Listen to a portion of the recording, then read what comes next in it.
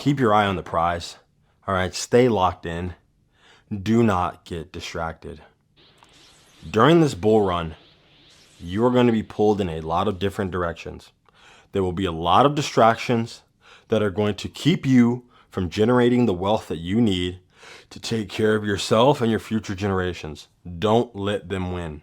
Keep your eyes on the prize. The prize is Bitcoin. You can only discover digital scarcity once, all right? We have seen so many cycles now where people jump into things that end up burning them. Why is it that Bitcoin has been the number one cryptocurrency 16 years straight, not by 1% or 2%, okay? By orders of magnitude compared to all the other competitors. It's because digital scarcity can only be discovered once. Bitcoin is the discovery of a finite asset. Everything else in the world can be printed more of. Everything else in the world is abundant. Okay? Bitcoin is finite. All the other cryptos are not finite because they do not have rules that are guaranteed to be enforceable because they are not decentralized. Bitcoin is the only decentralized cryptocurrency in the world. All right?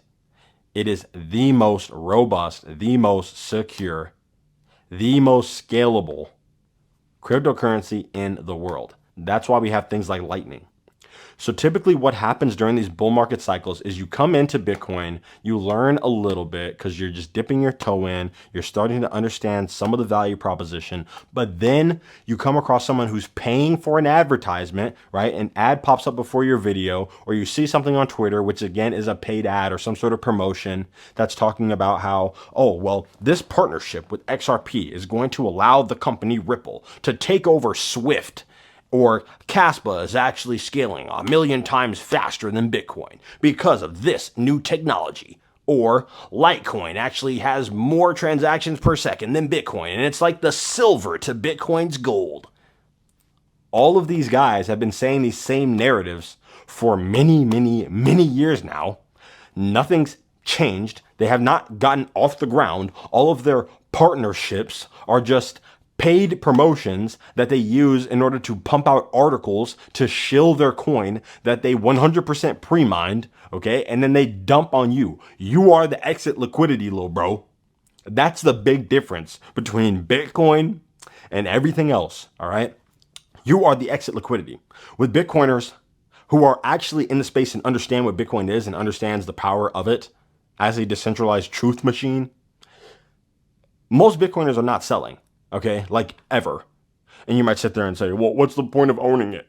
Okay, first off, rich people borrow against their assets. That's the first thing.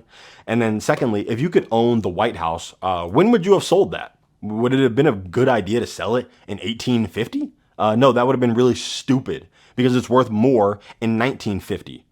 Would you have sold it in 1950? No, it was still really stupid to do that because now it's worth more in 2025. Should you sell it today or will it be worth more in 2050? Yeah, it's probably going to be worth more, lil bro. Yeah, buddy. Yeah, it's probably going to be worth more. You know, if you've got a block of land, okay, you own a corner block in Manhattan and it's just a patch of dirt, all right, you're out there 1776 or whatever, you know, you just hit Plymouth Rock, you go over, you're like, okay, you know what? This is Manhattan. It's a nice little piece of bedrock. We got a port right here. Everything looks cool. I'm going to just buy this piece of land. And, you know, I'm going to sell it in 20 years after I build a wooden shack on it. Do you think that was a good idea? Does that sound like a good trade to you? No, that would make you an idiot. So you want to hold that land all the way up until 2025. And then what? Then what do you want to do with it? Do you want to sell it now? Or do you want to just keep building the buildings taller, right? Do you want to keep on renovating and using the space to do stuff with it, right? You don't want to sell it. You don't want to let go of your valuable asset. So yeah, most people are holding Bitcoin forever. They're hodling the Bitcoin like this to the point where when you go in the grocery store, it says 20 sats for a burger. 20 sats, not $20. It'll say 20 sats for a burger. And that's when people will start to trade their Bitcoin for goods directly. The same way that some people already do. I already trade my Bitcoins for goods because that's how you create the Bitcoin circular economy. That's how you get to the point where everything in the grocery store is denominated in Satoshis, okay? But up until that point, most people do not want to sell their Bitcoin for fake money. Most people who actually understand Bitcoin, okay? Because here's what happens.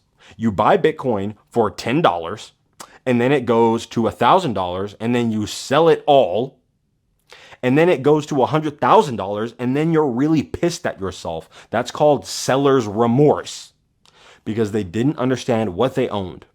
And what did they sell it for, huh? What did they sell it for?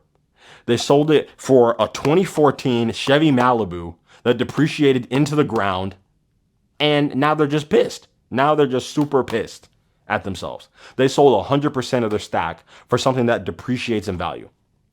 Some people sold 100% of their stack to take the, $20,000 gain to put that in the high yield savings account. And now that $20,000 buys you less stuff. It buys you less stuff because you sold in 2014 and now 11 years later, you're super pissed at yourself because you feel like an idiot and you're like, oh my gosh, why did I do that? All that money, I could have done so much more.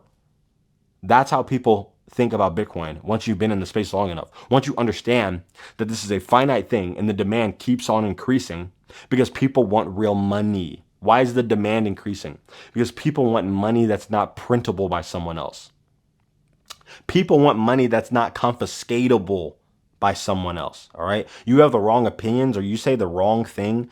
And even in America, where we have freedom of speech, you criticize the wrong country or the wrong group of people or the wrong people in the administration. Yeah, you're getting your assets frozen and seized. All right. You're getting Andrew Tated. All right. You're getting Kanye Wested. All right. They're freezing all your stuff and you're not able to move. You're not able to have access to the stuff that you own. People don't like that. They were not able to freeze any of Tate's Bitcoin. And maybe you don't like Andrew Tate. Maybe you're already crying in the comments. Okay, good for you. Maybe you are a lib with dyed hair. That's fine. If you think that the administration is going to take your money or freeze your money because you're at a protest and they identify you with some sort of AI Palantir facial recognition software that a drone took a snapshot of you throwing a tear gas bottle at some police officers, and now they're going to freeze your bank account or they're going to deny your entry into the university that you wanted to get into. Guess what? Nobody can freeze or deny your Bitcoin. Do you understand? Bitcoin is the only thing on earth that solves the problem of poor people and rich people, the problem of the left and the right at the same time. Nothing else on earth does that. That's why Bitcoin is so special. That's why Bitcoin is the innovation. Bitcoin is the thing. And again, there's going to be a lot of distractions. There's going to be a lot of Bitcoin treasury companies that start popping up, all right? By a lot of grifters like Vivek, who's an idiot and a literal scam artist, okay? That kid is going to try making his little Bitcoin company because it's hot right now. It's like a little toy. It's a little thing that he can try to do. There's going to be a lot of grifters and scammers who come into the space saying, oh, well, we're just going to do a Bitcoin treasury strategy. And their BTC yield is not going to be growing. Their Bitcoin per share is not going to be growing. They're just going to be dumping shares onto retail as the MNAV compresses and the stock price goes towards zero.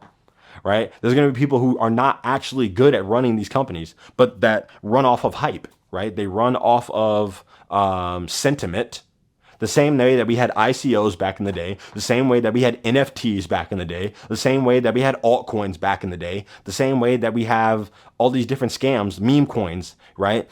There's so much different stuff that's going to try to take your attention. You just need to focus on understanding Bitcoin, holding your own Bitcoin, right? Don't trust your Bitcoin on Coinbase. Don't trust it on Kraken. Don't trust it on Cash App. All right. Don't trust it on Swan. Don't trust it on Strike. Learn how to self-custody your Bitcoin. Take control of your Bitcoin because Bitcoin is a bearer asset, meaning that you can hold it. No one else. When you have Bitcoin on Coinbase, you are saying, hey, Coinbase, hold my money for me, please. Don't lose it and don't steal it. Thank you. Do you really trust those guys? Because I guarantee you there could be some sort of event where somebody gets hacked or somebody makes a mistake and loses a bunch of Bitcoin, right? Bitcoin is unhackable. Bitcoin is unhackable, but companies are hackable. Companies can have employees who get socially engineered. People can make mistakes. Phishing attacks can be made on companies that are holding your Bitcoin. And they make that mistake, and then guess what? You are SOL, little bro.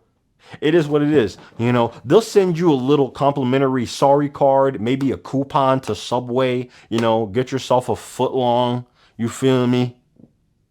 And nobody at Coinbase is going to go to jail. Okay. They're not going to be sitting in the cell with Jared Fogle. Okay. They're going to be good. They're going to be sipping the Mai Tais on the beach. They might even be on Epstein Island. I don't know, but they're going to be straight regardless. But you are going to be crying because your Bitcoin is going to be gone, not theirs. Their Bitcoin's going to be fine. So if you decide to trust them by doing that, that's on you. That is an education thing.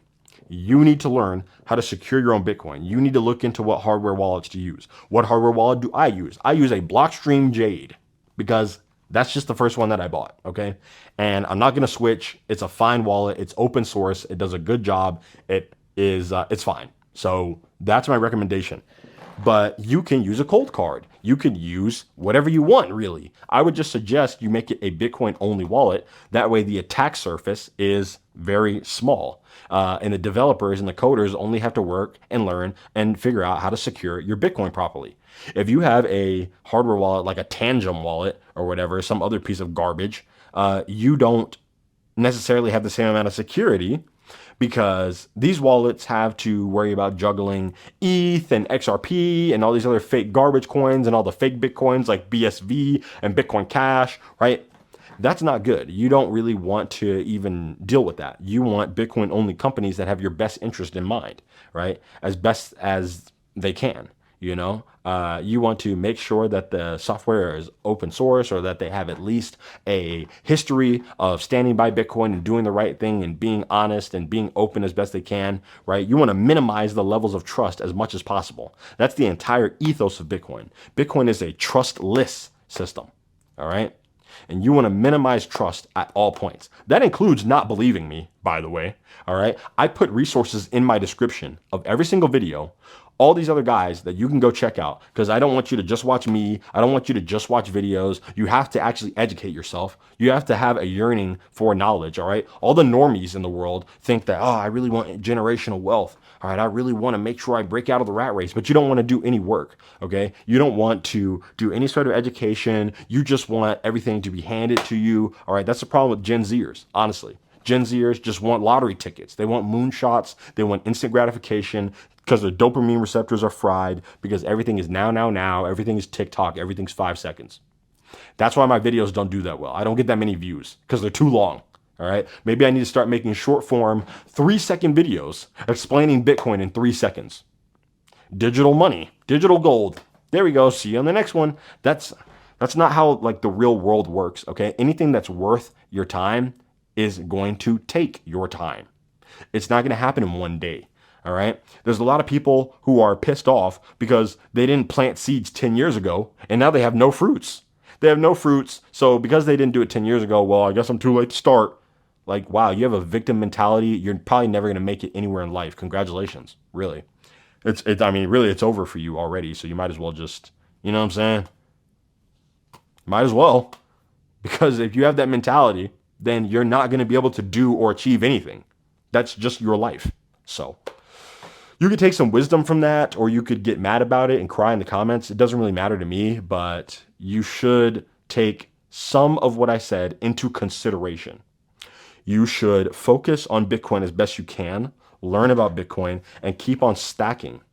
Because this bull run, just like all other bull runs before it, has the potential to change your life, right? It has the potential to change your situation, at least, right? It has the potential to grow your net worth by 2x at least, right? Or more. It depends on when you got in, right? So keep your eye on the ball and don't lose sight of it, all right? Keep track of your goal. What is your goal for this bull market? What is your goal in Bitcoin? What are you trying to achieve? Really, what you should be trying to achieve is stacking as many Satoshis as possible. getting rid of the fake money as quickly as possible, selling dollars for Bitcoin as quickly as possible. That should be your goal. But if it's not, that means that there's more education to be done, and you should be trying to understand, what is this thing? Why is this happening? Why does it keep on growing? Why is Bitcoin not dead? It should spark a certain sense of curiosity within you if you are a thinker. If you're an NPC, then yeah, you probably just want to keep on waking up on Monday and waiting, begging for Friday to show up. That's a great way to live life. You should just keep doing that then, you know? You should just keep doing that forever until it's over. But if you're a thinker, if you actually care about the future, if you want to start saving, but you don't really know how, use my channel, use the resources in my description, use Reddit, use Discord, use podcast, use books, use op-eds, use financial reports, use 10Ks, use Yahoo Finance, use whatever you can. There's plenty of resources. Use AI. All of the information you need is out there. You just need to have a unyielding passion to go find it. Best of luck. Thank you so much for watching, and I'll see you guys in the next video, my friends. Stack sats or die trying.